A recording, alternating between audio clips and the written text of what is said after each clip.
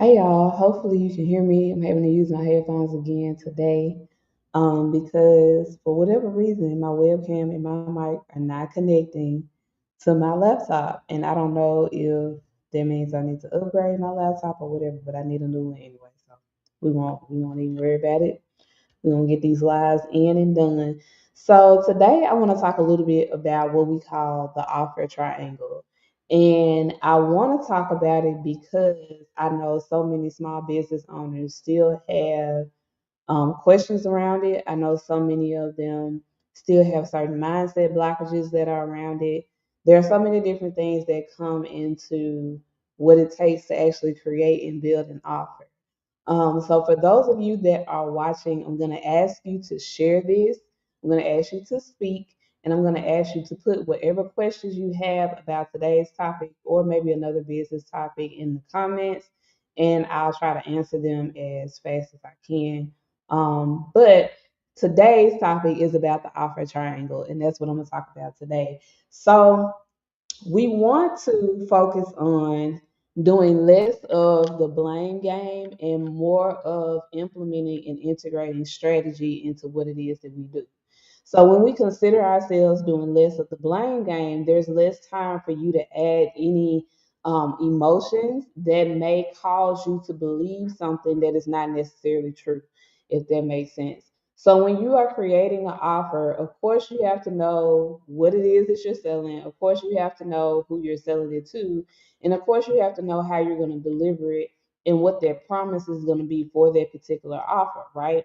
And this works whether it's a product based business or a service based business. It really does not matter, right? You have to know those three things. And so, in that, you want to look at again who it is for, what it promises, and how it's going to be delivered. And I also want to kind of add, in addition to that, the energetic exchange that it takes for you to be able to create it and deliver it as well too, and market it, right? So if you know that you are somebody who does not want to necessarily work directly with clients, you want to be able to generate income from a different way, then you need to make sure that you're creating and structuring offers that actually reflect that. Because if you're building offers that reflect that you have to do client deliverables or client work as a deliverable, it's going to energetically zap you. And then, even though you got paid probably a nice penny for it, you're still not going to want to do the work. And so, when we look at what we said, the offer triangle, we're looking at different ways for us to figure out how to properly sell this to somebody that may be interested in it. And we're wanting to make sure that we're wanting to sell it and get it in front of the right people because that makes a difference too. And I kind of talked about this earlier this week on Monday. So when we look at the offer triangle, we want to consider number one, the three parts of a scalable offer, like I said, who it is for, what it promises, and how it is delivered. And so let's talk a little bit about who is it for. So let's talk about two different offers, and let me give you two different people that would be great fit for each one. So an offer like a strategy session. A strategy session actually can work for two different groups of people. It can work one to one as well as working for a corporation or organization as well. Okay. But even though it can work for both, you still are going to price them differently because what a strategic session calls for one person may not necessarily call for that for the organization or the corporation that you're wanting to do the strategic session or strategic planning with. They are probably going to require more. So even though this one offer can be split to two different audiences, you are not going to price them the same. They are going to be priced different. Corporations bring in consultants all of the time, and it would be really silly for you to price a strategic session with a corporation the same price that you would price it with a one-on-one individual. It would be really silly for you to do that. And it might even end up reflecting in your expertise because you did not price it correctly, right? And you did not package it correctly. You did not take into consideration what would it actually look like for a corporation to go through a strategic session with you versus a one-to-one individual going through a strategic session with you. So that's one example of the who, right? Another example of the who may be for me to come in and evaluate your training system for up to for the 50 employees that you have. Okay, that offer is obviously for a corporation or organization that has 50 employees or more. Maybe it's for a department of that same organization. It just depends, right? But I would not be offering that to somebody who is a one person or one woman show, a one man or one woman show, or somebody that has a small team. I'm not going to offer that same assessment for their business as I would to a corporation or organization. They don't have that many employees, so I would not offer that to them. It doesn't make sense for me to constantly try to market that offer to that group of people because they do not have that, right? If you want to be able to sell your offers, you need to go to where people are that have the money to pay you, right? That are a great fit. So when we're talking about the who for your offer, this is what this means. If I wanted to sell corporate wellness packages, I'm not probably not going to sell those to one person businesses. I'm going to sell those to corporations and organizations, not a solopreneur. However, I can say with a solopreneur who wants to infuse self care, well being, or whatever into their business model as a strategic play for them to be able to be more of a high performer. That's different. I could price that for the individual, create and help them structure that plan out to where now their well being is being taken care of and they have a strategy for well being in terms of performance, either in their business or on their job. That's different. That's price different. I wouldn't price that the same that I would price for a corporation or organization, right? Um, let's go to the what it promises. So going back to the last example I just did, what it promises. So this is typically where I feel like small business owners get caught up because they do a lot of over promising and under delivering. And the worst thing that you want to do as a small business owner is to over promise and under deliver something. You will have a hard time trying to process mentally once you get pushback from that, you will have a hard time trying to process mentally what it actually looks and feels like for you to try to deliver on something that you overpromised, but now you're like, well, crap, I don't want to deliver it. Well, you should not have promised that.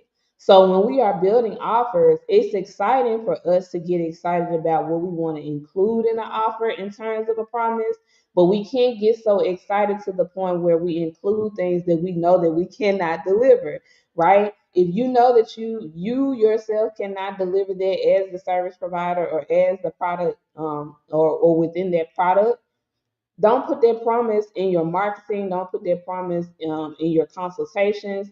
Don't put that promise anywhere if you know that you cannot do that.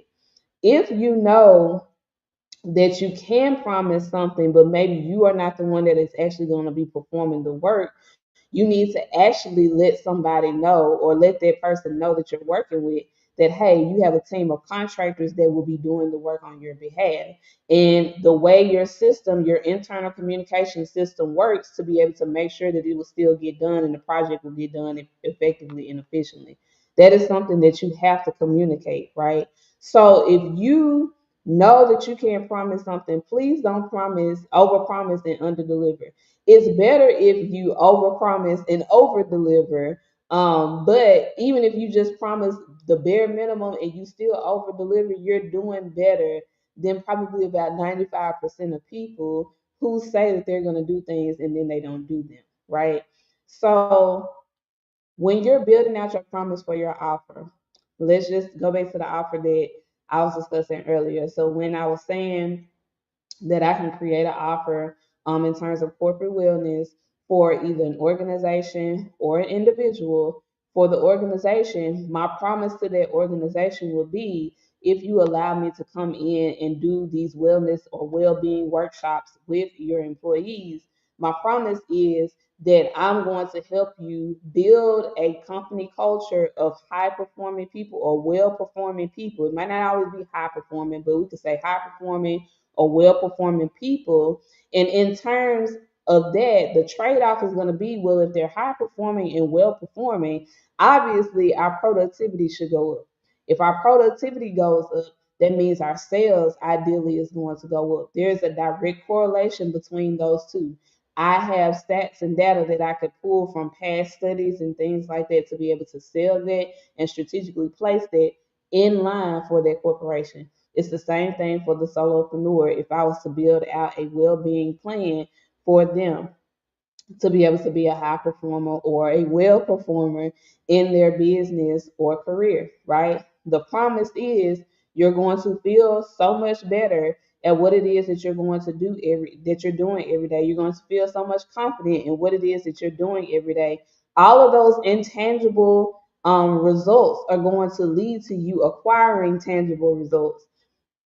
We are still living in a world that forgets sometimes that you have to accomplish several intangible results before you can see yourself having tangible results.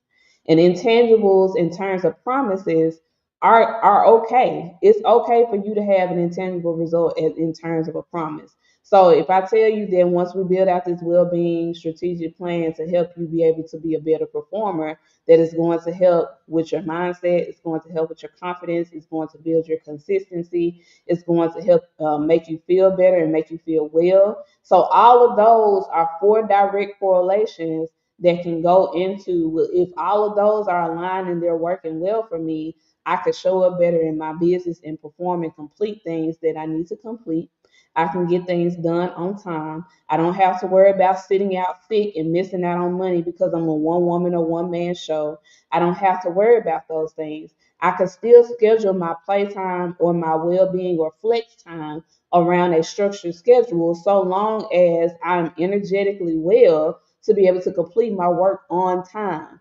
If those are the wins that are going to come outside of that offer, that is easy to sell, right? When you can articulate that to somebody. And most of the time, small business owners have an issue with actually articulating what the promise is, what the transformation is that somebody is going to get out of a thing once they have completed it, purchased it, or went through it with you.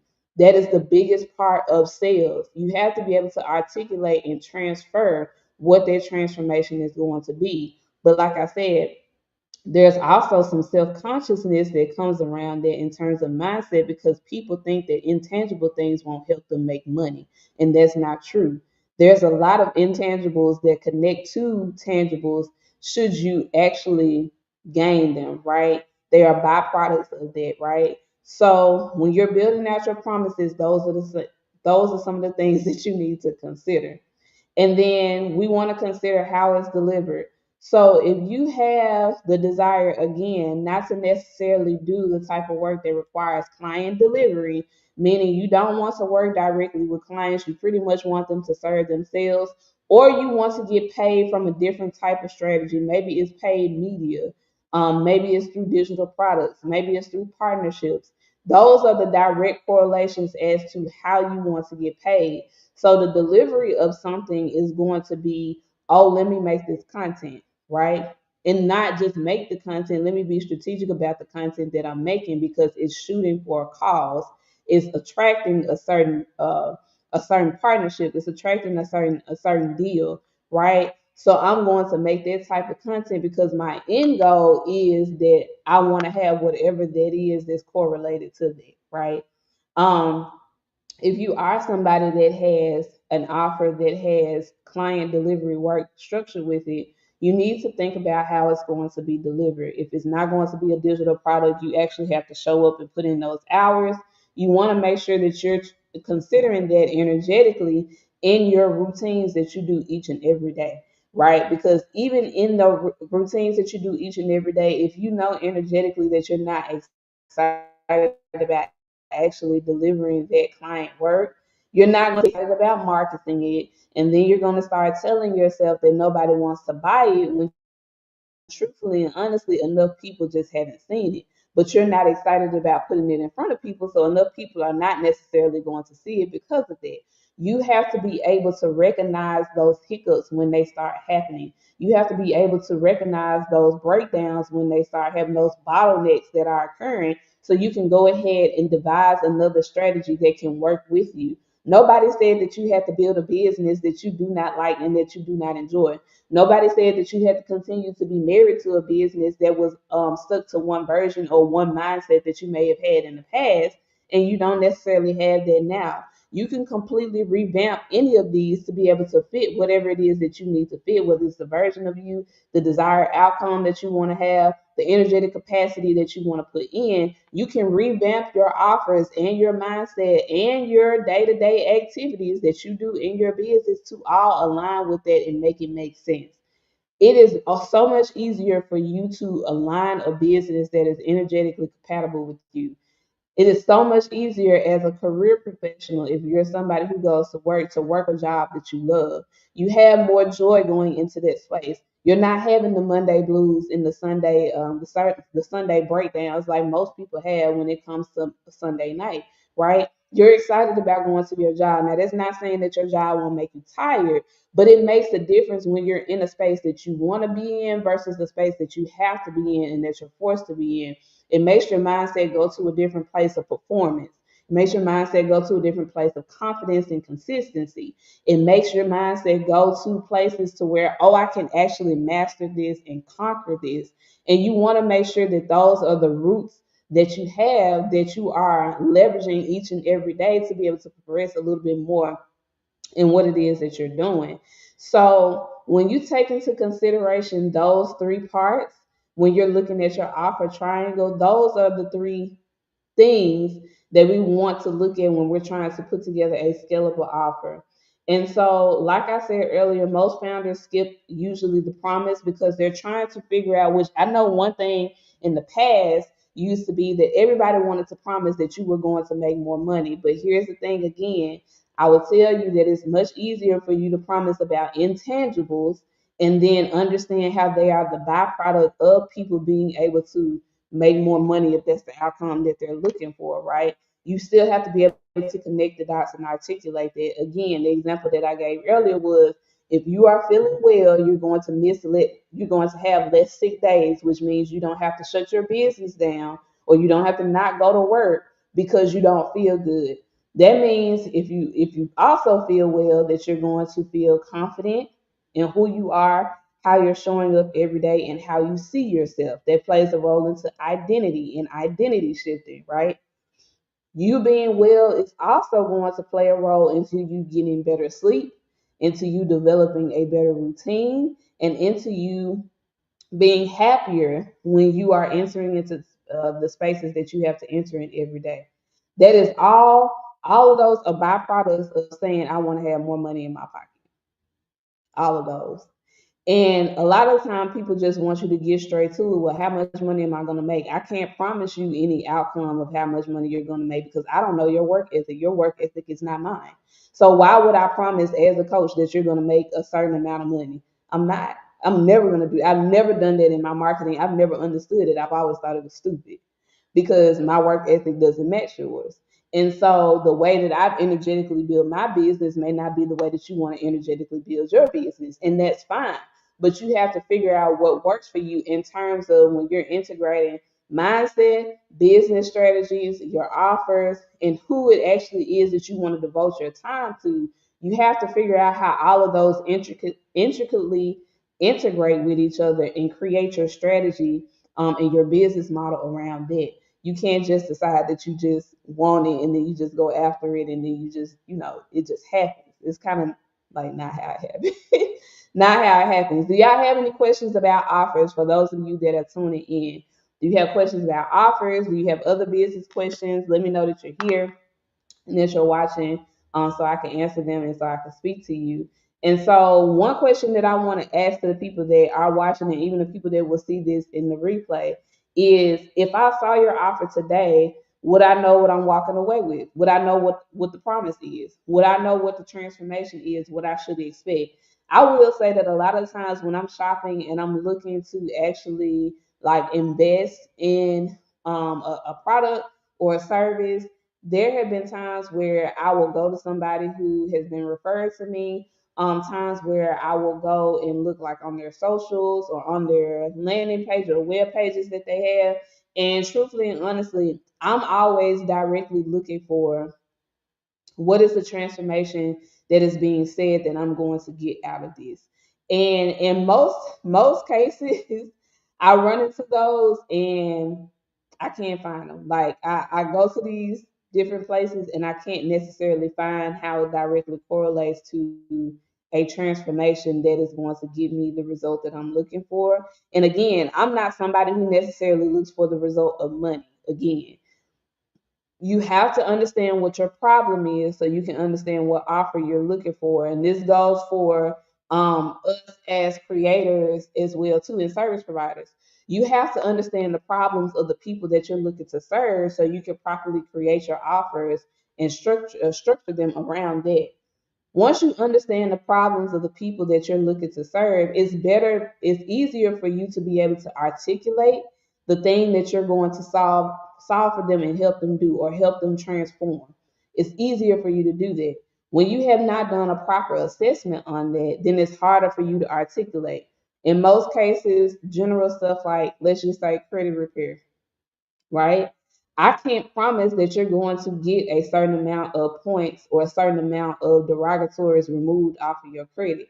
However, I can tell you in a different type of way that your credit is going to be better than what it was when you came in, right? And the expectation should be that some derogatories should be removed, and your point, the credit scores should go up. That is a clear transformation that solves the problem of, hey, my credit is bad and I'm not able to get approved for this house, this car, this loan, this business venture, whatever it is that I need to get approved for. I'm not able to get approved for it. How can you help me? That's a clear and concise transformation that's straightforward, right? That is the result. When you go and you work out, let's say with a personal trainer, I cannot promise you that you are going to lose a certain amount of pounds. I don't know how many pounds you're going to lose, right? What I can promise you is that you're going to look better, you're going to feel better, you're going to have more confidence, you're going to have less brain fog, your mindset is going to be better, you're going to be able to function better. You're going to miss less days of work from feeling sick, overwhelmed, and overbeared and heavy. I can promise you those things, but because of those things, the byproduct probably will be that you will lose pounds. That's the byproduct of that. So, do you all see how the intangible promises can help lead to the tangible results? Those are the things that you can convey pretty easily when it comes to you trying to articulate a promise or transformation that somebody's going to get out of a thing. You have to understand the problems of the people that you're seeking to help. That way, you can clearly articulate how that offer is going to help them get the transformation that it is that they're looking to get. If you don't, it's going to be hard, right? Another example of that as well is, let's see, um, what's another example from a service-based perspective? So if you have somebody that's doing resume services for you, say for your career, you're looking to make a move in your career, you want a higher salary, you want to be able to change roles, maybe you're wanting to go to a completely different industry altogether. Me as a resume writer, if it was me as a resume writer, I can't promise you that you're going to get, first of all, I can't promise you that you're going to get a job. I can't promise you that you're going to get interviews. What I can promise you is that your resume will be structured and articulated in a way that will convey the quality of the skills that you have been able to gather over the tenure of your career, right? I can promise you that because it's structured in a way and it's articulated in a way that it wasn't structured before, that is an intangible promise. However, it probably is going to lead to the tangible result of, oh, I got booked for 3 interviews. Oh, out of those 3 interviews, I was able to get an offer and it was $50,000 more than what I wanted my salary to be. Those are the intangibles and the tangibles. The intangibles will always lead to tangible acquirement, right? So again, when you're creating your offers and you're articulating that, you're making your promises, Those are the things that you need to consider. You need to consider both intangibles and tangibles. If I'm somebody that teaches, that sets up ads for you, I cannot promise that you're going to make a certain dollar amount from those ads. I can only promise that the ad is going to be set up, it's going to appear in so many places, it's going to be running on whatever amount of money is going to be running for the day. But the idea of that is because your visibility increased, that's an intangible, because you're running this ad across more platforms and you're reaching more people. So your reach increased, your visibility increased, and because of that, ideally you should be able to generate leads. Now, what I can't also promise is that those leads will all be qualified. I can't make that promise, or you shouldn't be making that promise. Let me say that. Because every lead that converts through your ad may not necessarily be a qualified lead. The hope is that we try to diminish the amount of people who are not as qualified as much as possible through systems and processes, right? So if they get to a certain point in the funnel after clicking that ad, they can automatically disqualify themselves. But if they haven't got to a certain, if they get to a certain point in the funnel and they are a great fit, we want them to qualify themselves. We want that lead to actually turn into a qualified lead and continue through the funnel. But we don't want people who feel like they're automatically disqualifying themselves for what we have to offer to continue on through their funnel, because more than likely that won't convert in a sale. So I can promise you the visibility. I can promise you that you're going to have, whatever you need to have across platforms. I can promise that, but I can't promise that you're going to generate a certain particular number of leads. And out of that certain particular number of leads, there will be a certain particular number of qualified people that is ready to sign up and buy your services. I cannot promise that. But the idea and the data says that ideally this is what should happen, right? So you want to consider again the intangibles and the tangibles when you're looking to create your offer, when you're looking to put that together, and when you're looking to convey and articulate the transformations that you are having. This is the same thing, even if you were selling digital products, it's the same thing, right? If you were somebody who just sold classes all the time, like all you sell is like master classes or self-serve classes, the articulation of that transformation and the outcome is the same, even with you having to do any client deliverables or client work yourself. It's still the same. You still need to know how to properly articulate it and convey it so it'll convert into a sale. And most times for like digital products and self-serve products, it's not as difficult. People can pretty much read and be able to determine themselves either you're gonna do this or not. Because that's pretty much what DIY is. It's either you're gonna do it or you're not. It is what it is, right? So those are still some things that you could consider, even if you're doing the type of business that only has like those types of products as well too. If you find yourself trying to figure out how to properly convey and articulate or even structure your offer and you're not sure if it's actually put together right, you're not sure if you're speaking to the right people, you're not sure if you're answering the right problems, you really should be booking your cash and clarity session with me today. We have 8 slots left for the month of July, and those slots probably will go before the month of July is out. We still got quite a few days. They're $5.55 right now. If you want to use Klarna or Afterpay, you are welcome to use that at checkout. If you need the link for that, I can send you this special link for you to use a pay in full option. But if not, you want to go ahead and pay in full, you can click the link that is in the caption or in the comments or in my bio, and you can book your cash and clarity session with me. It's a strategy session that you get for 90 minutes, and you'll be able to tap into this if this is your problem. But you have 90 minutes to basically tap into one problem, and we build a strategic plan or outcome around that problem. So if you're interested in that, you click the link in wherever you see the link, or you can send me a DM if you have questions. If you have questions about anything that was discussed on the live today, you can send me a DM about that, or just continue to comment below this video. I'll swing back around and answer your questions.